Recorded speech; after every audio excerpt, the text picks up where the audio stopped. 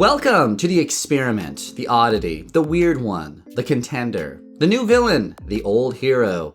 Welcome to Super Mario Land 2 6 Golden Coins, which was the successor to the 1989 launch title Super Mario Land. Released 3 years after Mario's first Game Boy run, Mario Land 2 entered a much different landscape. When the Game Boy launched in 1989, the hottest graphics of that era were pushed from an 8-bit console, the NES. And well, just look at them. A little Super Off-Road, a little Super Mario Bros. 2,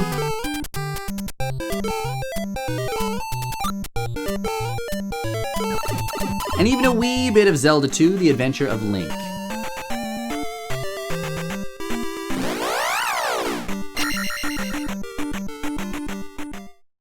In this Nintendo Power section hyping the Game Boy, it said that we could take the power of the NES with us.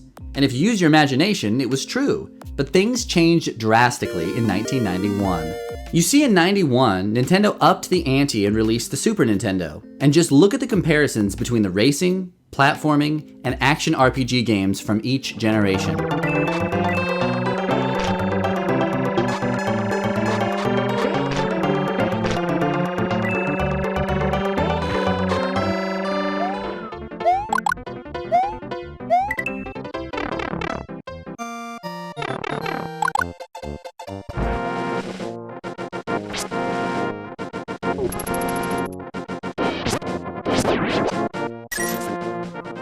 So with fans excited for better graphics and experiences with the SNES, the Game Boy was starting to look a little tired. I mean, you couldn't say, take the power of the SNES with you, not until 2001 with the Game Boy Advance. To make matters worse, Sega had released their own Game Boy competitor, a portable colorized powerhouse called the Game Gear in 1991. And even if the Game Gear's batteries needed replacing more than Mario's plungers, the technology itself made the Game Boy look, well, a little behind the times.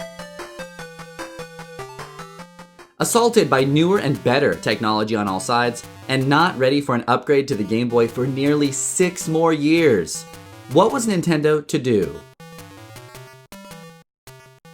We're going to take a look at the hype of this game through a little segment I'm calling Nintendo Power Theater. In Volume 42 of Nintendo Power, a small spread hyped this game up to the max by giving readers a challenge directly from the villain himself.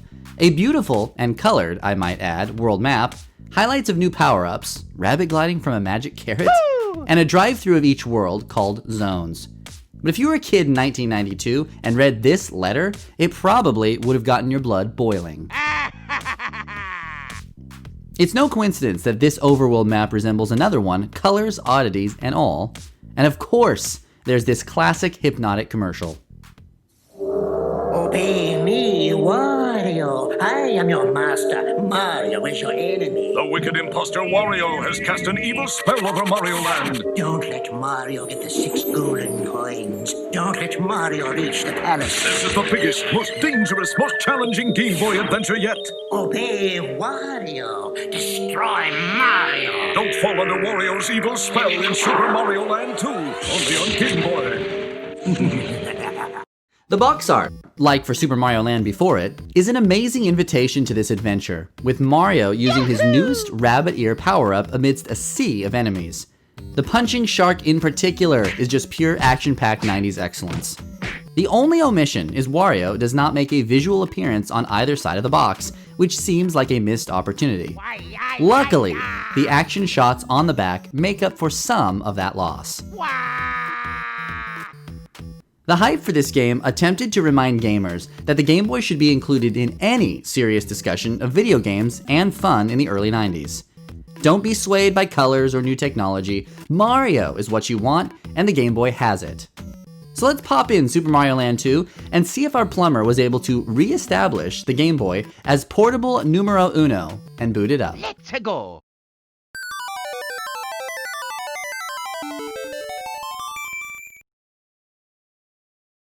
Hey Mario, you've been working out. Just compare the sprites from Super Mario Land to Mario Land 2. Mamma mia! It's clear the developers needed to make Mario a little more like his SNES counterpart, and it worked. Save slots! You knew a game was beefy and time-consuming if it had save slots, and 3 of them. Want to erase and start over? Simply turn Mario into a bomb-omb and boom! What simple fun. Once we're into a brand new game, we notice a marching Mario ready to play an introductory level. But before jumping into the level, we're allowed to take our 1992 drone and see some aerial footage of Super Mario Land 2. And it is stunning!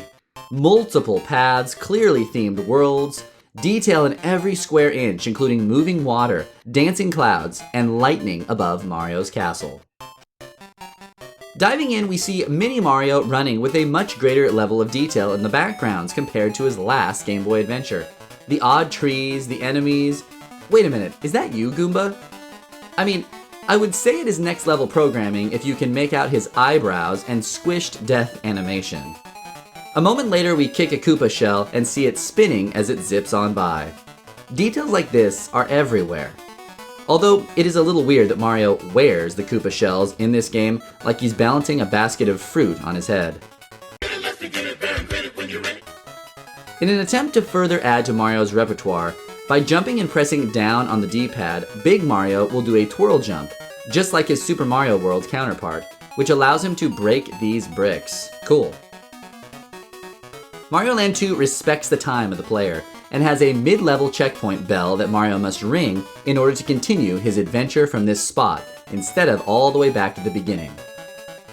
One awesome holdover from Super Mario Land is that Mario Land 2 has 2 exits for every level. Some have 3, so if you can ring the bell at the end of the level, you are treated to one of 3 mini-games that net you extra lives, power-ups, or coin bags. Once you're free of the introductory level, you can literally tackle any zone in any order. The power is yours.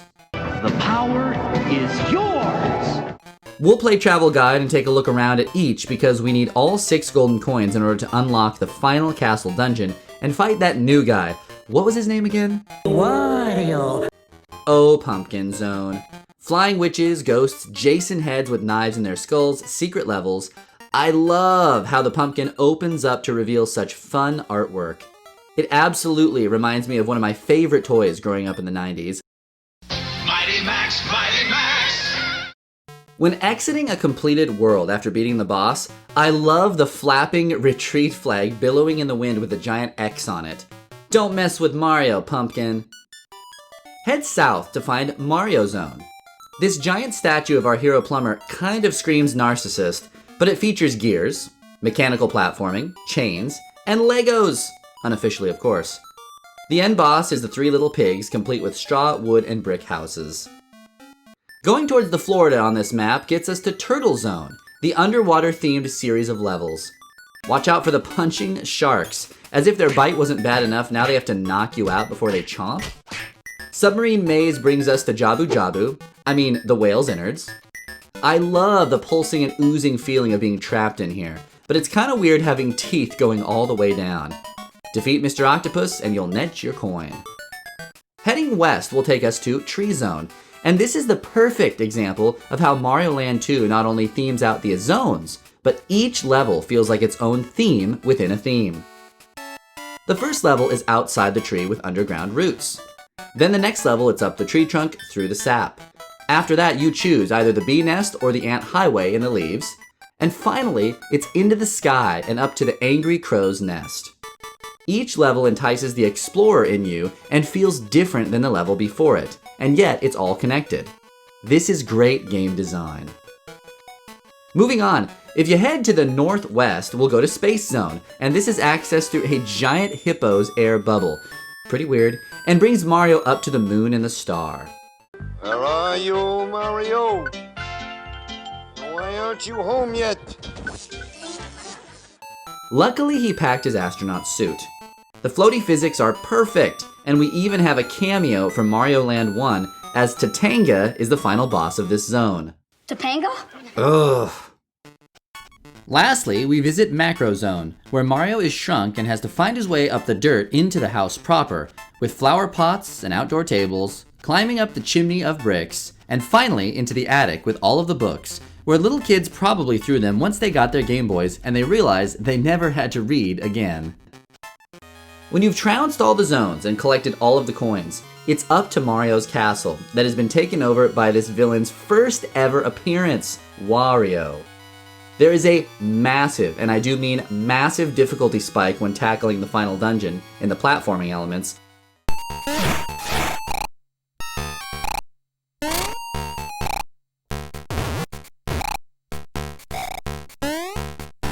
But Wario himself is not so bad.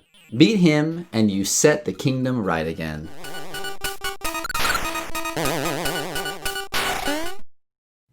Musically, they've done it again and worked a simple theme into background tracks that will definitely have you humming along.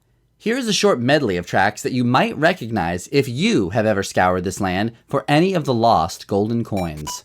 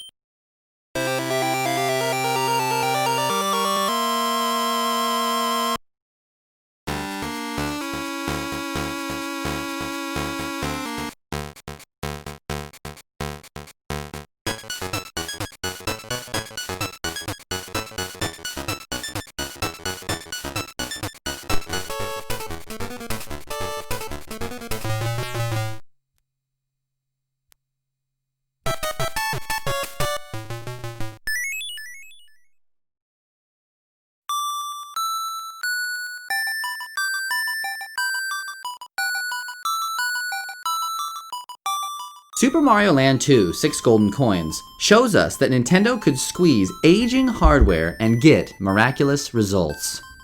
This game was a shot in the arm for the brand and proved that even though technology in pretty much every other area had moved on, with 16-bit consoles and portables with color and even TV attachments, Nintendo could say, with a straight face, that you could really take Mario on a console-type adventure anywhere.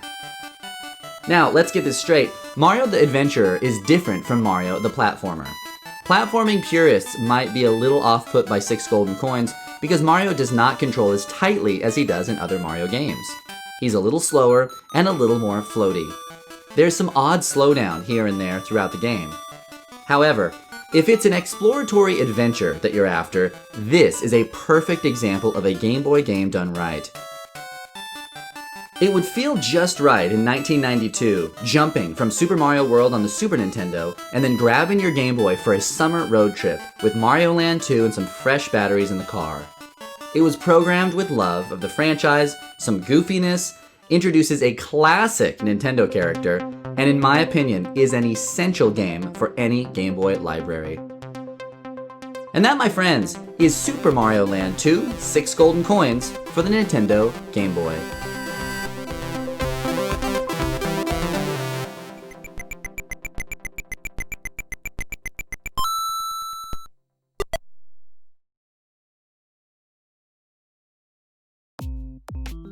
Thanks so much for watching this take on Super Mario Land 2 for the Nintendo Game Boy.